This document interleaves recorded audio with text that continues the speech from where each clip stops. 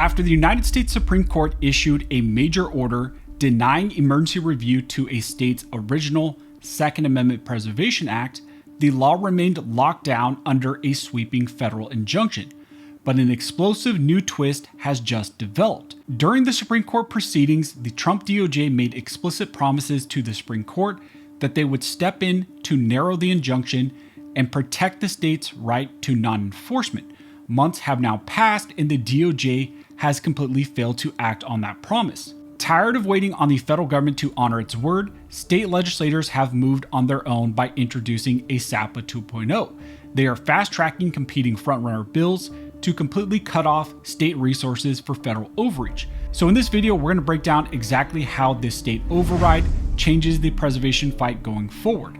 Now, before we break down what is going on in this two-way battle involving the DOJ, a Supreme Court order, and these new legislative battles, if you like this type of video and you want to make sure you get this content going forward, make sure you like, comment, subscribe, and turn on all notifications to ensure you never miss these videos when I release them. I also want to thank one of the main supporters of this channel, which is Attorneys on Retainer.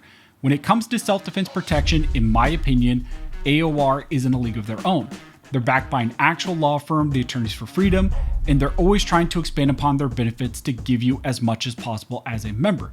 And right now, if you decide you want to sign up using the links down below and you use my exclusive code ARMSCHOLAR, you can get $50 off of your individual sign-up fee or $25 off of the family fee.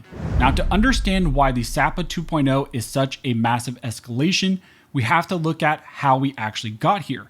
So back in 2021, Missouri passed its original Second Amendment Preservation Act to draw a clear line in the sand. It declared that the state and local officers and agents could not assist in enforcing federal restrictions that violated the Second Amendment. And essentially, they backed this up as well with a civil remedy allowing citizens and residents of the state to sue local agencies if they cooperated with the federal government in that type of overreach. The law relied strictly on the established constitutional anti-commandeering doctrine. Predictably, however, the federal government and authorities immediately sued the state. They sued against this law, and on review, a district court struck down the law entirely. Missouri then fast-tracked an appeal, and eventually this went to the Supreme Court seeking emergency relief, but the High Court rejected the stay request of the state of Missouri in an 8-1 vote, with only Justice Thomas dissenting in favor of the state. After the lower appellate court officially struck down the merits of this law, Missouri then filed a second petition for Supreme Court review, which recently the Supreme Court also denied. But it's why the Supreme Court denied the final review of this case that has also triggered this issue going forward. By the time the case reached its final stages, the Trump administration had taken over this challenge. While the Trump DOJ still argued against parts of this original law, they did make a massive concession at the Supreme Court level. They explicitly admitted that the lower court's total injunction went too far by blocking basic state non-enforcement. The DOJ gave the Supreme Court its very word that if review by the Supreme Court was denied, the federal government would voluntarily step in to narrow the injunction at the lower court level and restore Missouri's right to keep its resources out of federal hands, and would allow this in some ways to play out. Now, in this case, Missouri aggressively warned the Supreme Court not to trust this promise, arguing that this was simply a stall tactic and a tactic to essentially get the Supreme Court to deny review. However, the Trump DOJ made that promise, and ultimately the Supreme Court agreed with the Trump DOJ. They ignored the warning of the state of Missouri. It took the DOJ's word and denied review of this case. Now, after that happened, Missouri's worst fears have been completely realized. Months have now passed since that Supreme Court denial order, and the Trump DOJ has completely refused to move to lift or narrow the injunction down below. They have completely ghosted on their promise to that high court and also to the state of Missouri. However, Missouri is not backing down. Because of this federal inaction, state lawmakers in Missouri have officially launched a SAPA 2.0 effort. This isn't just a symbolic gesture that they're doing, it's a full legislative battle with multiple competing bills moving through the House and the Senate, essentially aiming to bypass the DOJ entirely. So right now, two powerful front-runner bills have actually emerged in the Senate, and they're kind of leading the charge. Now, the first major bill to watch for is Senate Bill 858. This is being hailed by preservation advocates as the true hardline successor of the original SAPA law. SB 858 keeps the core mandate fully intact.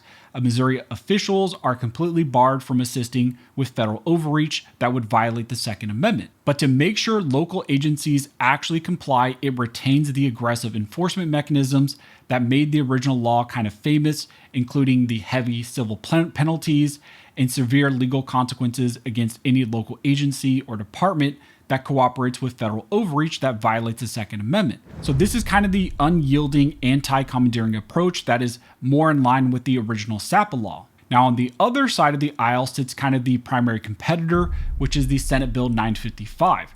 This bill takes a more kind of altered structural approach.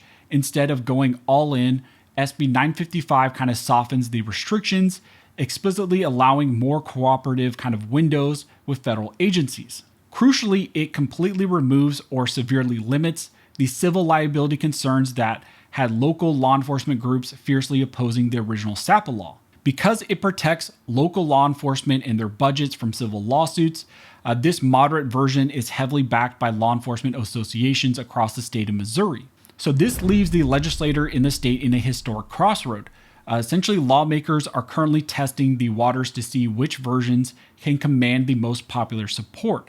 Do they pass the hardline SB 858 anti-commandeering, kind of more original in line with the true SAPA, version, or do they compromise with a law enforcement friendly SB 955 to ensure that it survives future legal challenges? The critical difference in SAPA 2.0 is that both bills clean up the original language that caused lower courts to eventually strike it down.